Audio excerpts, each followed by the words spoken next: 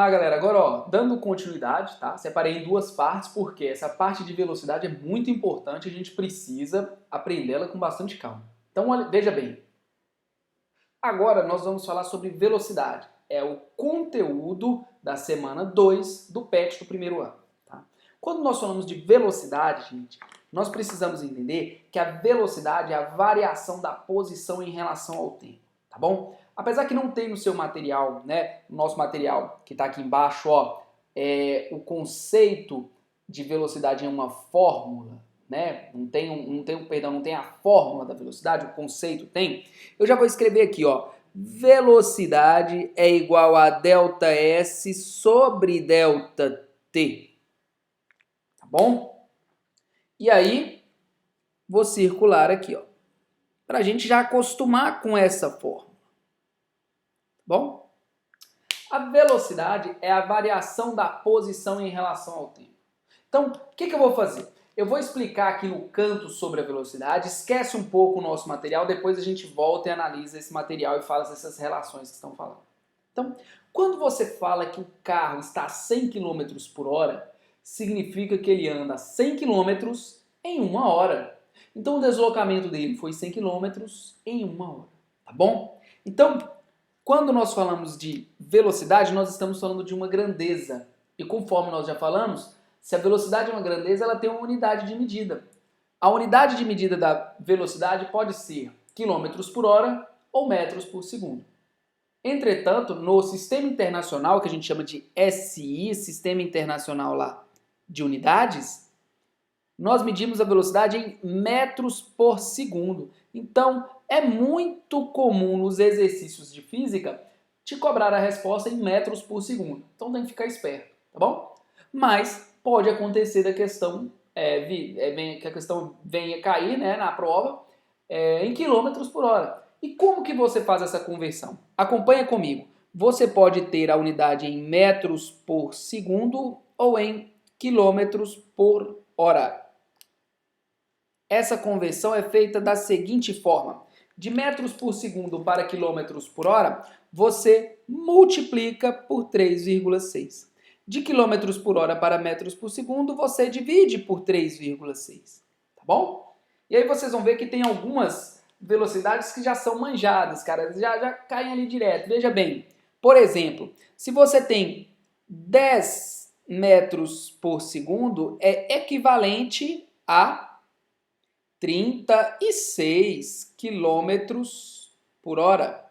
Se você tem 20 metros por segundo, é equivalente a 72 quilômetros por hora.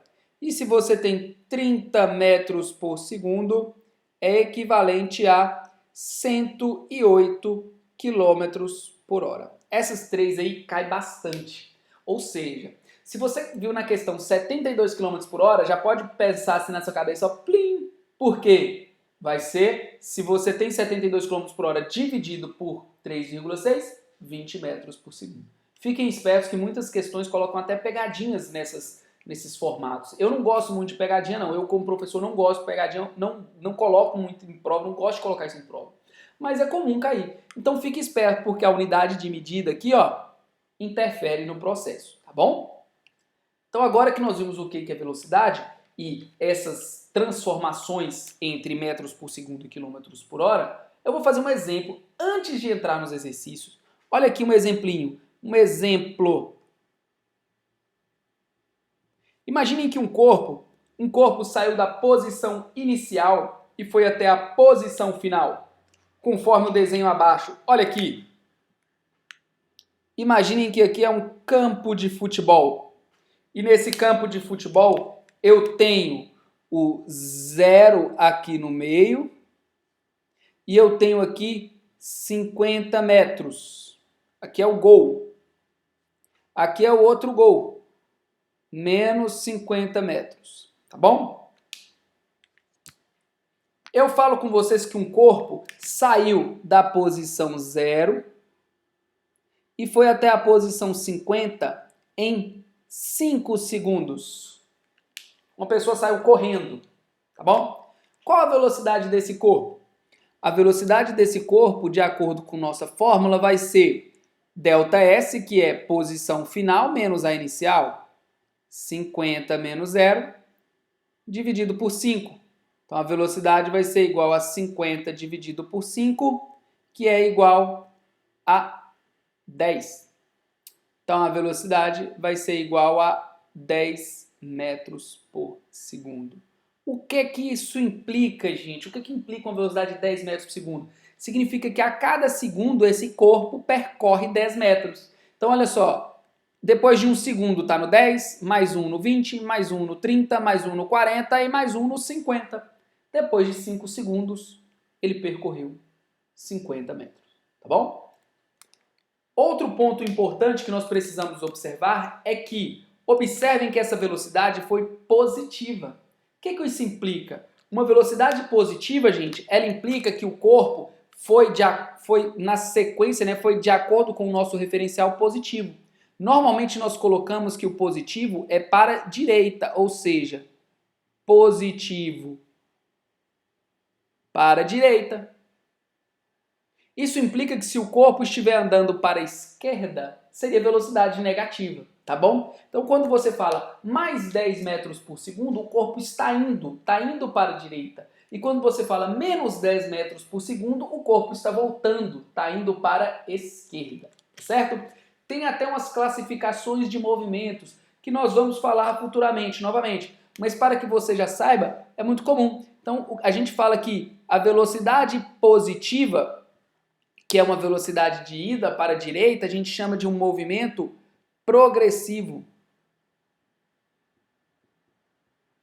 E a velocidade negativa, que é uma velocidade de volta, a gente fala que é um movimento retrógrado. Tá bom? É uma classificação devido à velocidade. Neste caso era uma velocidade positiva, então é um movimento progressivo. Tá certo? Então, pessoal, agora eu vou fazer as atividades da semana 2. É o próximo vídeo. Vou colocar aqui o linkzinho para você já clicar e já ir para o vídeo dessas atividades. Entretanto, clica aqui, já assina no canal para você receber as notificações de próximos vídeos que vierem a ser lançados, tá bom? E na descrição do vídeo você também vê algumas informações e alguns links interessantes. Acessa lá. Valeu, galera! Um grande abraço e até o próximo vídeo. Falou!